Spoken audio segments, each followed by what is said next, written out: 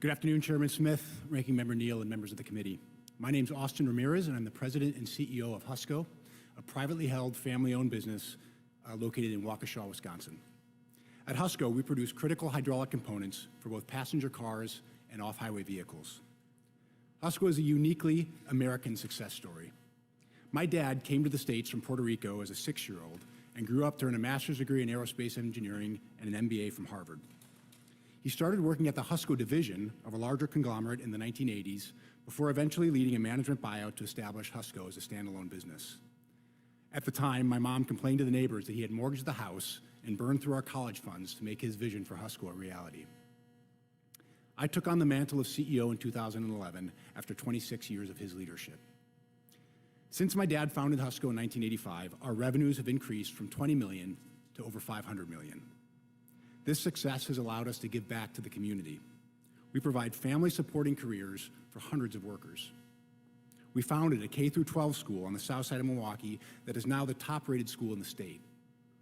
And we are the top corporate philanthropic donor in all of Wisconsin.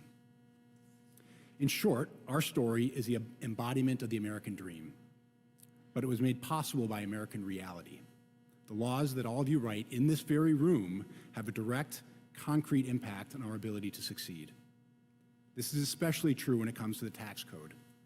Pro-growth tax policy allows Husco to create jobs, invest in R&D, and compete globally. In 2017, the Tax Cuts and Jobs Act reduced taxes for job creators throughout the economy. At Husco, the new pass-through deduction and the reduced individual tax rates allowed us to invest nearly $50 million in the most significant renovation of our headquarters in 70 years. Tax reform was unquestionably a success, dramatically increasing the capital that manufacturers had available to invest in growth and job creation.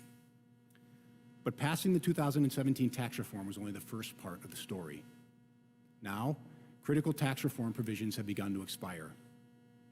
Husco now has to amortize our R&D expenses, making it far more costly for us to design customized, proprietary products for our customers.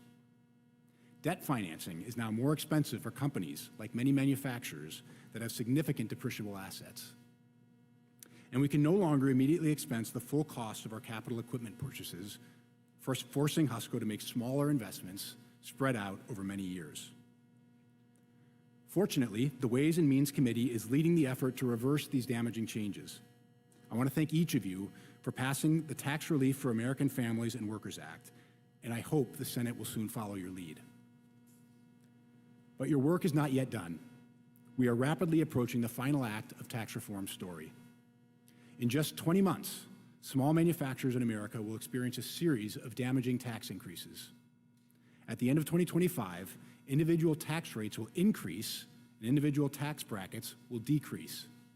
These changes means that pass-through businesses like Husco will have more of our income subject to a higher rate of tax. At the same time, the pass-through deduction will expire completely, doubling down on the tax hikes that we face.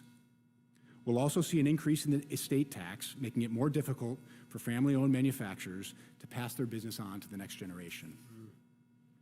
In R&D expensing, interest deductibility, and accelerated depreciation will be back on the chopping block. 2025 will be nothing short of a tax reckoning as Congress decides how to end the tax reform story. And the stakes are high.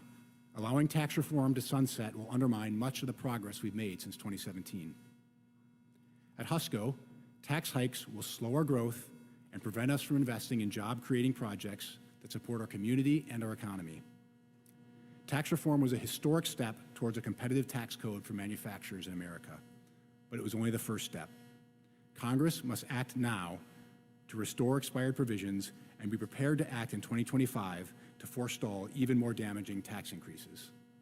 Only by preserving the Tax Cuts and Jobs Act can Congress ensure that uniquely American stories like Husco remain possible, and that companies like ours can prosper here at home and compete on the world stage. Thank you for having me today, and I look forward to your questions.